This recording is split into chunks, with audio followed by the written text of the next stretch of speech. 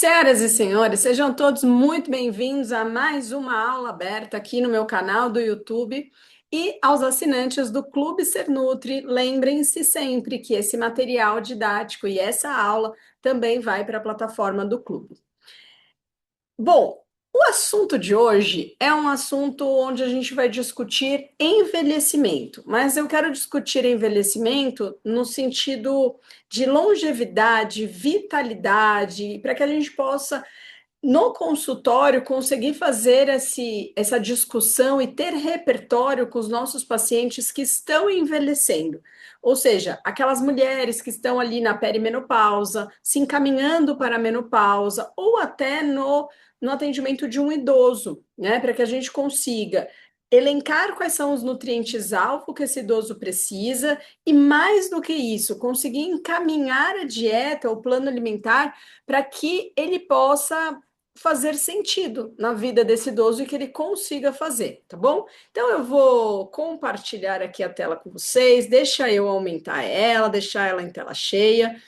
E aí, aqui então nós vamos falar sobre os nutrientes-alvo na longevidade, na vitalidade, então da fisiopatologia do envelhecimento à conduta prática. Primeiro, eu busquei conceituar o que é envelhecer.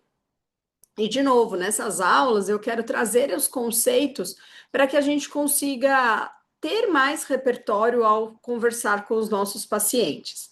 Então, a longevidade não é igual a uma ausência de doença, né? Ela é diferente. A longevidade, eu quero envelhecer e envelhecer melhor, e de preferência na ausência de uma doença.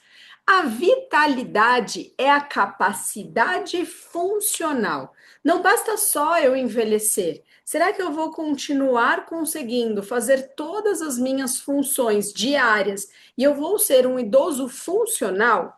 Eu de fato vou conseguir fazer as compras do mercado, limpar a casa, sair com os meus filhos, enfim, tem várias atividades que o idoso, quando não tem a vitalidade, ele é impedido. Então, envelhecer é uma inflamação crônica de baixo grau, é um estado inflamatório persistente, assintomático, que acelera o dano celular e de doenças crônicas, né? Então, elevam a interleucina 6, TNF-alfa, a PCR ultrassensível. Então, o processo de envelhecer, ele é um processo muito complexo e que vai acontecendo ao longo dos anos e que não há nada que a gente faça que vá impedir que esse processo permaneça acontecendo, tá?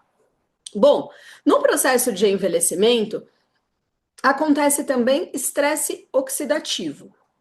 Existe, inclusive, e eu não coloquei no final dessa aula, eu bobeei, mas devia ter colocado, mas vou falar aqui para vocês. Para você que é assinante do clube, existe uma aula que chama-se Os Micronutrientes no Sistema Antioxidante. Ele está no módulo de nutrição esportiva. Assista, para relembrar o conceito do desequilíbrio entre a produção dos radicais livres e a capacidade antioxidante. Essa é uma aula que, inclusive, sou eu que dou sobre micronutrientes e sistema antioxidante, e eu explico ali todas bioquimicamente como isso acontece. Entenda uma coisa: o processo de envelhecimento ele está relacionado à produção das espécies reativas de oxigênio, né? Então, os radicais livres. Essa produção, esse aumento de espécies reativas de oxigênio faz com que a gente envelheça. Envelheça a nossa pele, envelheça as nossas células, envelheça a nossa capacidade funcional. Em contrapartida, nós perdemos a capacidade antioxidante. Então, a gente tem a SOD e a glutationa peroxidase. Então, a SOD, que é dependente de zinco, assiste essa aula que você vai ver lá, dependente de zinco, e a glutationa peroxidase, que é dependente de selênio. E aí, quando eu não tenho essa capacidade antioxidante endógena, eu tenho lesão na minha célula do DNA mitocondrial e eu tenho encurtamento dos telômeros. Ou seja, eu acabo fazendo com que, de uma forma generalizada, haja um envelhecimento, tanto um envelhecimento celular quanto um envelhecimento externo e interno, vamos colocar assim, porque aí acho que fica mais fácil da gente entender. A senescência celular, que é onde as células param de se dividir, mas elas não morrem. Elas secretam citocinas pró-inflamatórias, acumulam com a idade e são aceleradas por uma dieta inadequada. Isso é importante dizer assim, porque principalmente o idoso que não mudou seus hábitos durante a vida, é muito difícil. Por quê? Vai chegar nessa fase da vida, ali 60, 70, 80 anos, é muito mais difícil mudar hábitos de vida.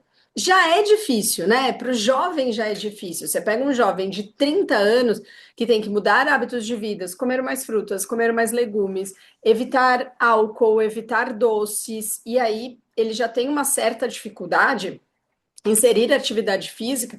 Você imagina para um idoso que passou ali 80 anos da sua vida de uma forma e que agora precisa, então, acrescentar, por exemplo, alimentos ricos em antioxidantes. Aí a gente vai falar de selênio, a gente vai falar de ferro, a gente vai falar de zinco, nós vamos falar de vitamina E, vitamina A e vitamina E, né? Então, no fim das contas, é preciso ter um pouco mais de dentro do consultório eu digo paciência, e que sempre que eu atendo o idoso, eu procuro entender quais são as prioridades daquele atendimento para que eu consiga ter minimamente um resultado positivo e muito satisfatório, tá?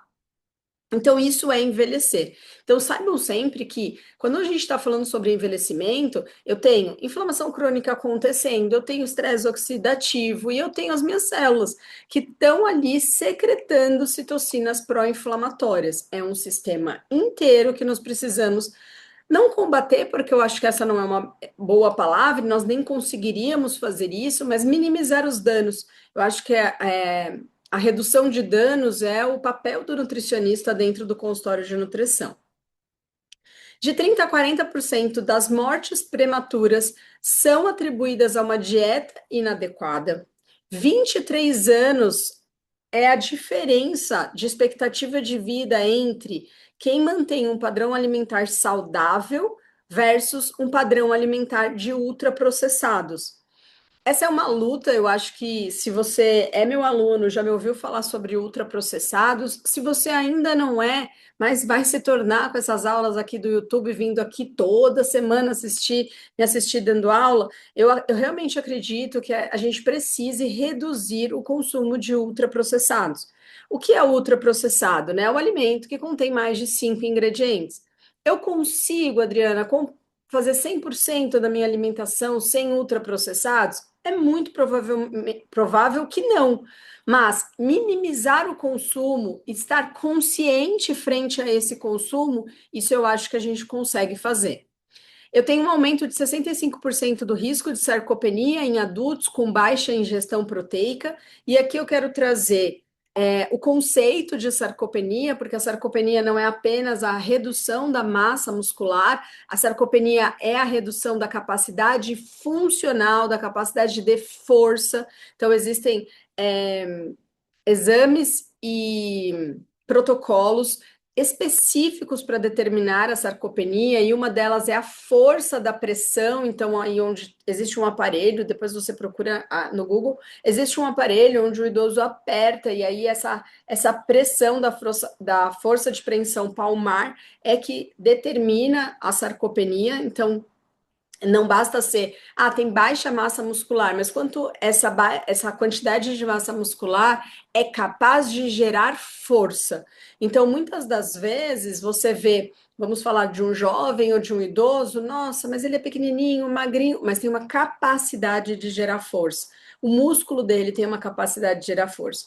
E aí, às vezes, você vê o cara fortão, grande e tal, e a capacidade dele de gerar força é pequena, tá bom?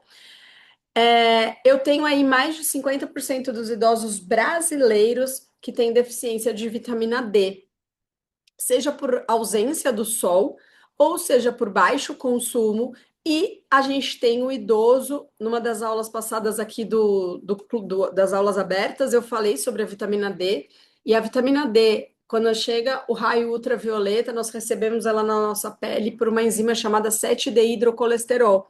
e esta enzima é uma enzima que no idoso se apresenta em deficiência, tá bom? Então, por isso também que esse dado, ele não é um dado, ele é um dado, eu não vou dizer normal, mas ele é um dado muito esperado quando a gente fala sobre terceira idade. Bom, a gente tem a senescência celular e a inflamação, perguntando assim: será que a nutrição pode frear esse relógio biológico?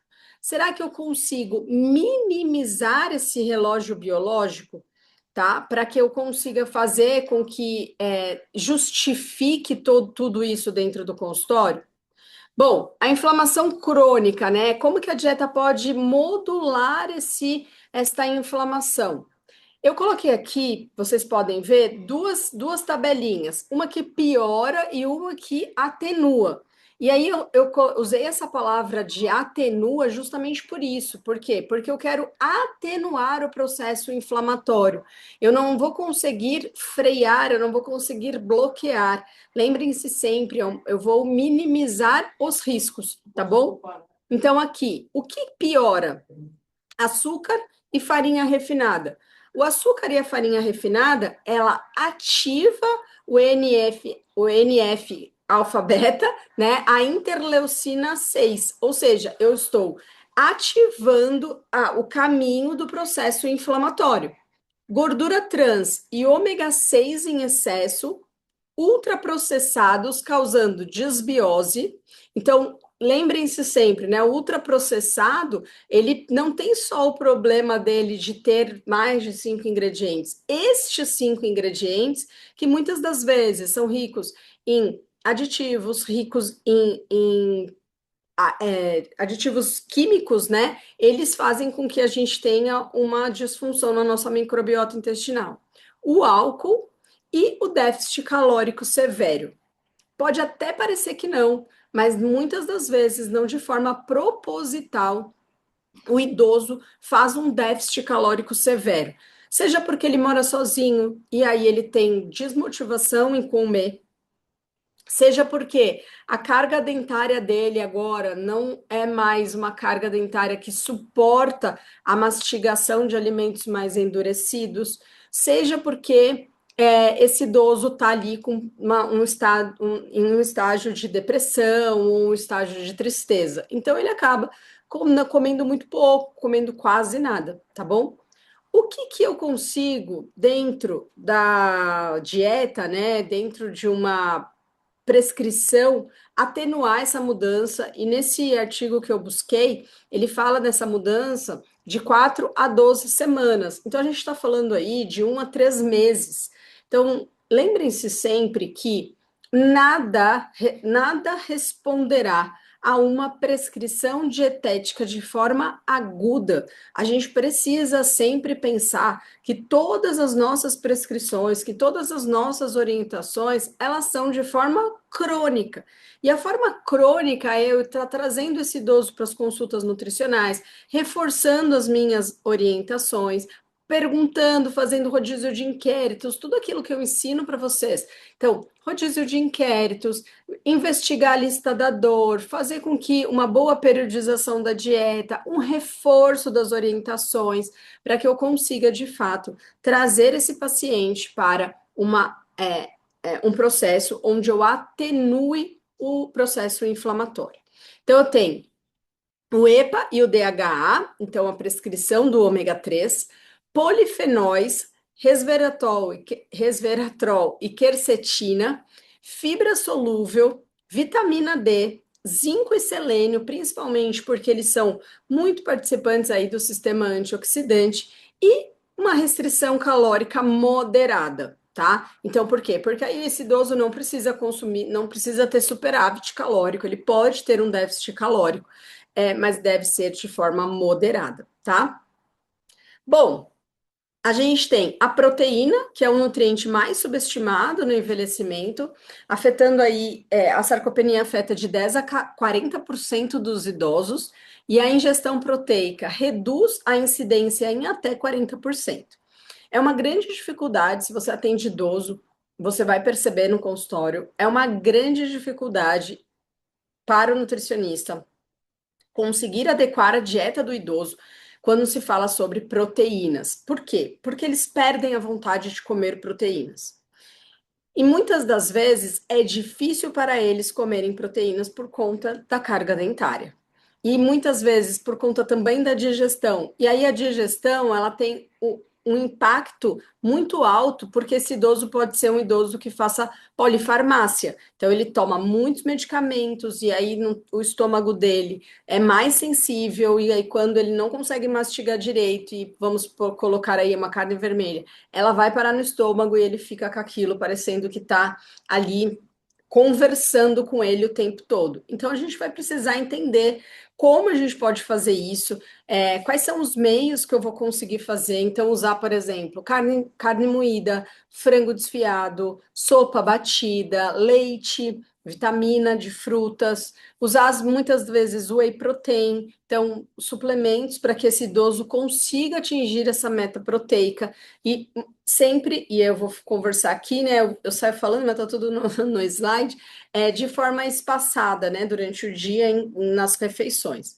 Então, porque acontece, né, a sarcopenia, uma resistência anabólica ao aminoácido, então menor sensibilidade, principalmente à leucina, menor síntese proteica miofibrilar, porque esse é um processo que acontece com o envelhecimento, maior proteólise, ou seja, eu tenho maior quebra de proteína, e a própria inflamação, aquela que discutimos no primeiro slide.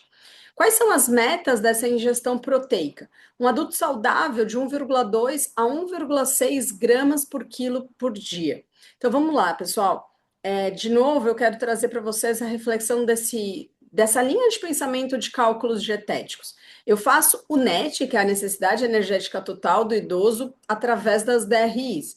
Vamos lá, deu 2.000 calorias.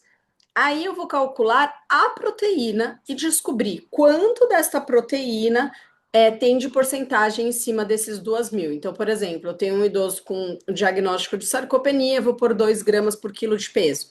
E aí eu tenho 2 gramas por quilo de peso num idoso, eu vou fazer uma conta aqui rápida. Imagina que ele tem 78 quilos, 78 vezes 2, eu tenho 156 gramas de proteína. Faz a conta comigo. Eu tenho um idoso de 78 quilos, eu tenho 2 gramas de proteína, 78 vezes 2, 156. Se eu multiplicar 156 vezes 4, eu tenho 624 quilocalorias de proteína, ok? Então, primeiro eu multiplico pelo peso, descubro quanto eu tenho em gramas, depois eu multiplico por 4, descubro quanto eu tenho de calorias.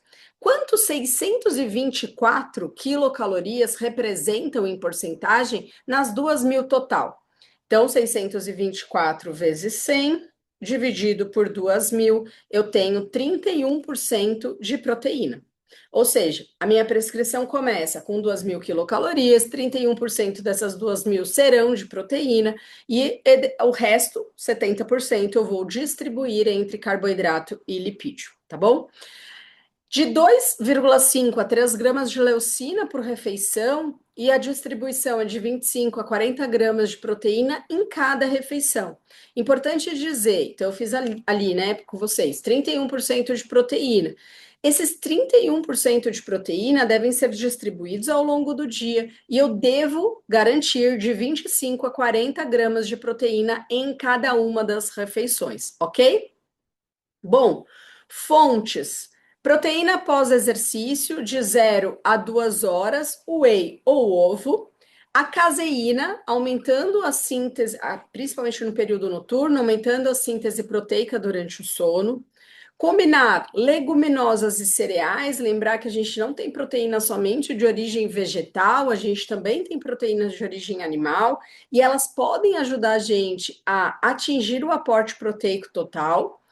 E whey, atum, frango, tofu. Então, todas essas proteínas podem ser usadas ali para um lanche da tarde, pode ser usada para um lanche da manhã. Então, eu faço ali um patê de atum com creme de ricota, creme cottage, põe um azeitezinho para aumentar o aporte calórico, põe uma salsinha, um coentro, enfim, para que esse indivíduo consiga comer uma refeição que seja rica em proteína e que, ao mesmo tempo, seja muito rica em nutrientes, tá bom?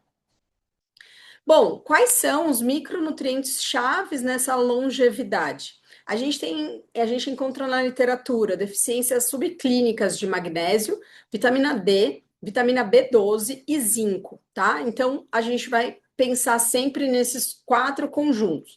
A gente tem uma prevalência de deficiência de magnésio de 50 a 60% da população e a dose recomendada se trata de magnésio de 300 a 420 miligramas por dia.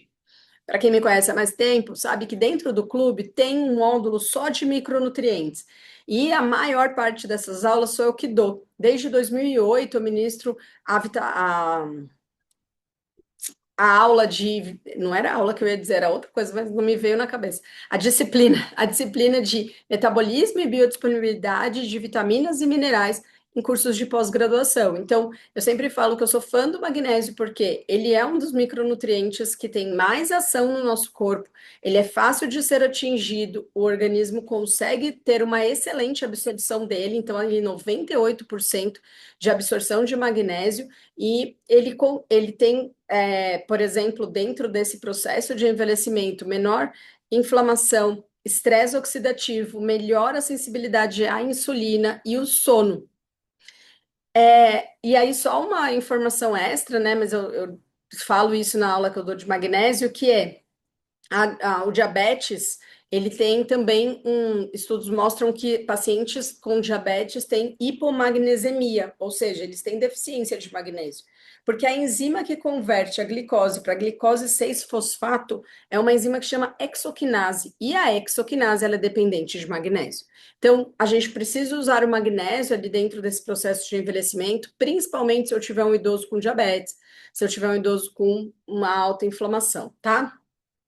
B12, então a B12 é de 500 a 1.000 microgramas por dia, na forma de metilcobalamina, que é a forma ativa dela.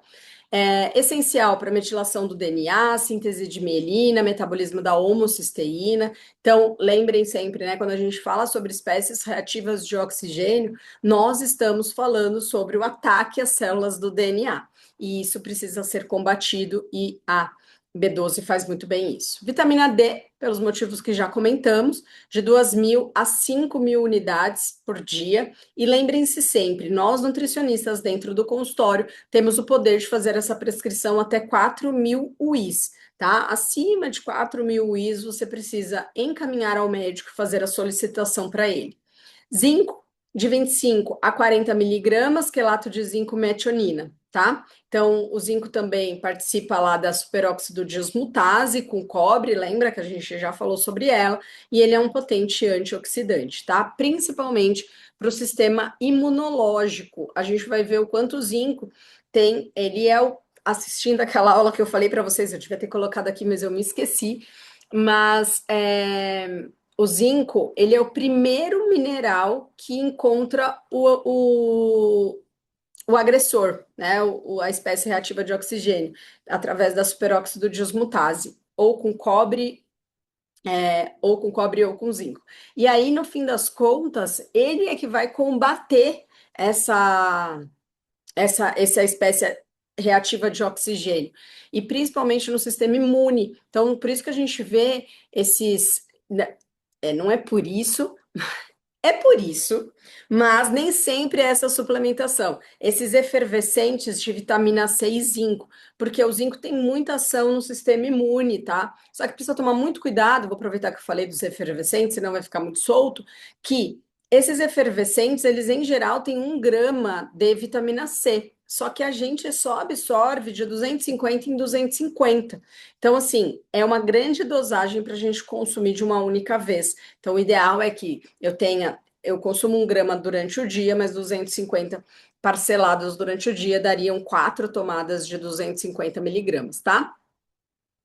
Bom, o que que eu tenho? O magnésio, melhorando força muscular, insônia, cãibra, ansiedade, resistência à insulina. A vitamina D, fadiga, dor muscular, depressão, infecções frequentes e até a demência. A vitamina D, quando a gente vai estudar ela, a gente vê quanto ela tem ação até de hormônio. A vitamina B12, neuropatia, perda de memória, anemia e homocisteína elevada. e o zinco, cicatrização lenta, infecções, disfunção tireoidiana. Então, é preciso que a gente tenha esses micronutrientes. Lembra sempre, quando você for calcular o plano alimentar, você precisa ter os seus alvos, né? Porque senão a gente nunca vai conseguir atingir todos os micronutrientes. Então, a gente precisa ter os nossos alvos. O que é que eu vou fazer? Eu coloquei aqui as funções do ômega 3, né? Por que que ele é um anti-inflamatório da longevidade e principalmente da longevidade cardiovascular, ou seja, eu consegui que este coração funcione por mais tempo e funcione bem. Então, ele inibe espécies reativas de oxigênio, ele diminui VLDL triglicerídeos, precursor de resolvinas, protectinas e maresinas, ele diminui a agregação plaquetária, então ele tem muitas funções dentro deste processo de envelhecimento, então a suplementação ela é muito bem-vinda. Eu tenho sempre tomar um pouco de tomar cuidado com que horas esse idoso vai fazer o consumo do ômega 3, porque eles podem ter aquele retrogosto, né? E aí isso desmotiva muito o idoso a continuar. E em geral há uma grande dificuldade, porque as cápsulas do ômega 3 são cápsulas bem grandes também. Então o idoso também tem dificuldade em engolir esta cápsula, tá bom? Agora, se estivermos falando de uma mulher na perimenopausa, na menopausa, uma mulher jovem que está se encaminhando para a terceira idade, nós estamos em um outro cenário, não no cenário de envelhecimento. Mas vale lembrar que ômega 3 não se encontra só nas cápsulas, senhores, se encontram também salmão, sardinha, atum, mariscos. Então, o consumo desses alimentos de forma regular também ajuda a aumentar o ômega 3 no corpo humano, tá? Bom, microbiota. Microbiota, eu acho que a gente sempre vai ter ela ali como coadjuvante em todos os processos quando a gente fala sobre longevidade. Então, a gente precisa entender que a disbiose, que é a alteração das fezes, seja de frequência ou seja de consistência, ela pode alterar muito o processo inflamatório, né? Acelerando aterosclerose, resistência à insulina e declínio cognitivo no idoso. Há uma grande dificuldade em se investigar a função intestinal dentro dos consultórios. E eu não estou falando só dos idosos, estou falando de todo mundo. Por quê? O paciente, ele não entende, né? Ele é leigo e a gente precisa lembrar isso. Então, muitas das vezes a gente fala, tá, como funciona o seu intestino? Ah, funciona normal. Mas o que é normal para ele? Porque o normal para ele é o que sempre aconteceu, uma vida inteira acontecendo. Então, tem pessoas que o normal é ter muitos gases, empachamento, ir ao banheiro 2, 3 vezes por semana. Tem pessoas que o normal é ir 5, 6 vezes por dia. Tem pessoas que a consistência das fezes são fezes mais líquidas e ele acredita que aquilo é normal. Então, assim, sempre investiguem com a escala de Bristol, frequência e tipo. Por quê? Porque você precisa entender como é a frequência dessas fezes, qual é a frequência, se elas são diárias, qual é a consistência. E se nesse processo você tem algum sinal e sintoma que você sinta que esse paciente está desconfortável, como gases, como empachamento, como estufamento, tá bom? A gente tem o eixo intestino-cérebro, a microbiota, então, modulando serotonina, já que 90% dela é produzida no intestino, e então, a disbiose está correlacionada com Alzheimer e depressão. Então, cuidem muito da microbiota dos idosos de vocês. O butirato, né, que é o ácido graxo de cadeia curta, produzido, então, por algumas bactérias, ele inibe estonas e tem um efeito epigenético, né, então, um efeito externo aí nessa divisão celular. Cada 10 gramas de fibra por dia adicional, eu tenho maior diversidade microbiana. Fermentados e prebióticos também amplificam bactérias específicas. Aí eu preciso contar uma coisa para vocês assim.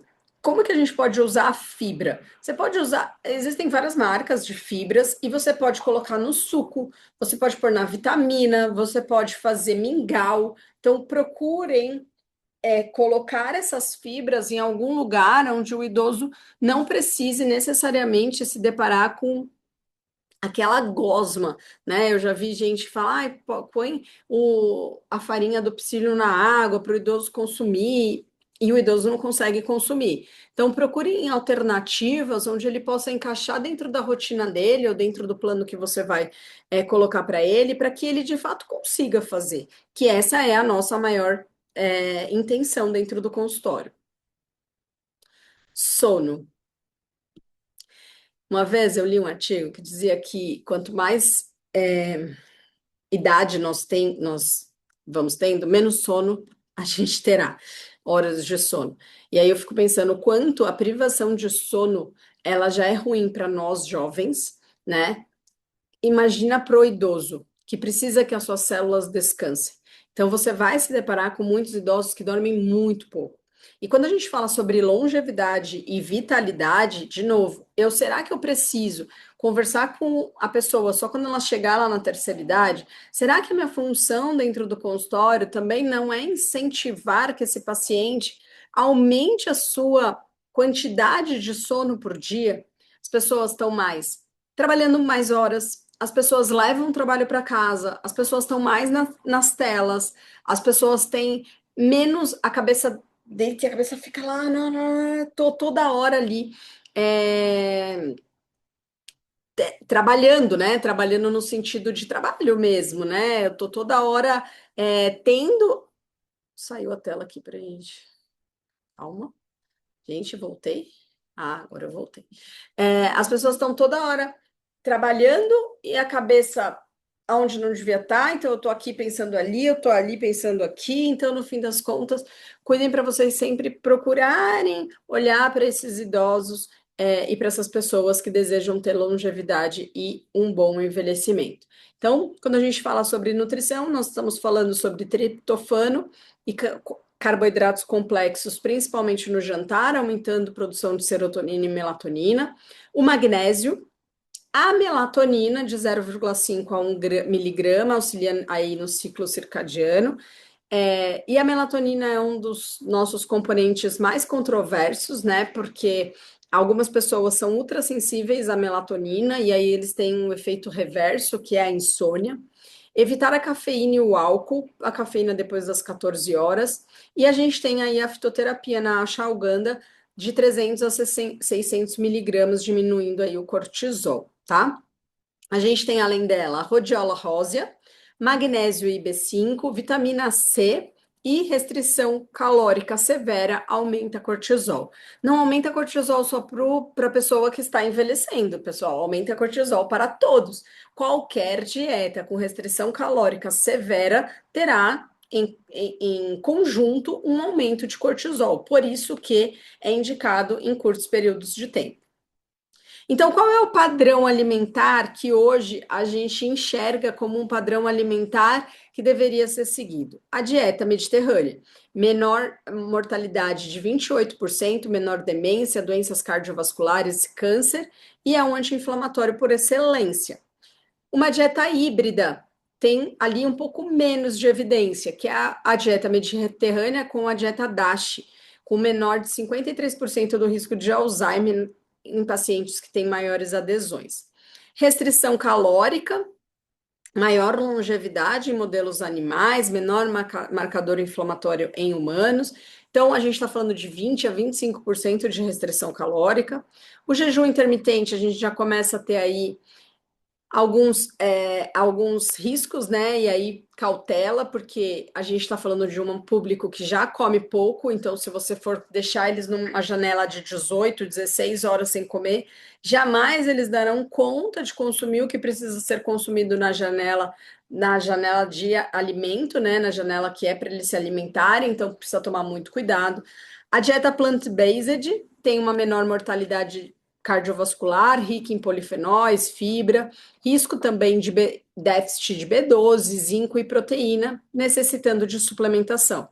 E o ultraprocessados. Ultraprocessados é para evitar, não só para os pacientes idosos, mas para qualquer outro paciente.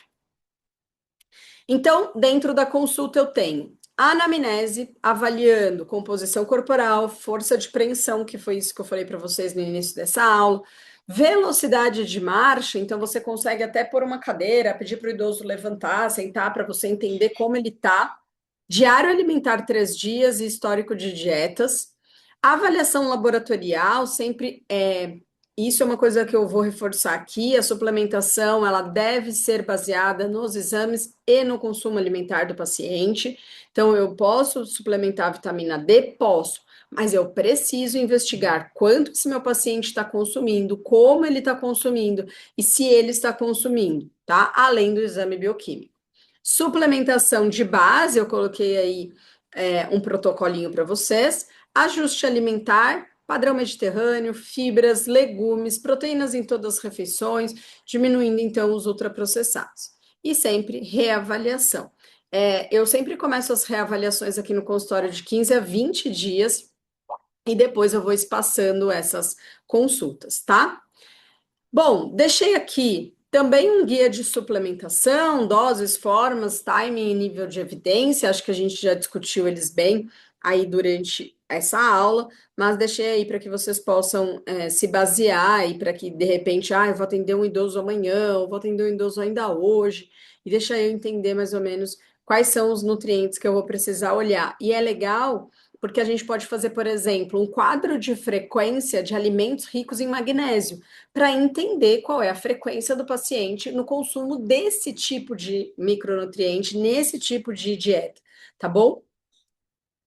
Bom, dentro do Clube Ser Nutri, nós temos um módulo de envelhecimento, então eu tenho o tratamento nutricional da sarcopenia, os desafios do nutricionista frente ao envelhecimento e doenças cardiovasculares, e bobiei muito de não ter colocado aqui o módulo de vitaminas e minerais, mas nós temos, tá? Então assistam os módulos de vitaminas e minerais. Eu sei que muitas das vezes vocês chegam lá e eu falo sobre absorção, digestão, fundos alimentares, tal. E ai, Adriana, queria ver mais sobre diabetes logo de uma vez, obesidade, que é mais legal. Mas é muito legal ter uma base de micronutrientes para que eu possa entender qual é a ação do micronutriente dentro do corpo humano, tá? Eu quero agradecer essa aula, deixar essa frase, né? Então, nutrição não é só estética. Eu pus não é estética, mas eu vou aqui colocar não é só estética, porque ela pode ser estética também, mas é o maior investimento que nós temos em longevidade e vitalidade. Foi um prazer estar aqui com você. Comenta essa aula para eu saber se vocês estão gostando desse formato de aulas aqui no meu canal do YouTube. E para você que é aluno, esse material vai estar lá na plataforma com você. Um beijo, até a próxima e a gente se vê. Tchau, tchau.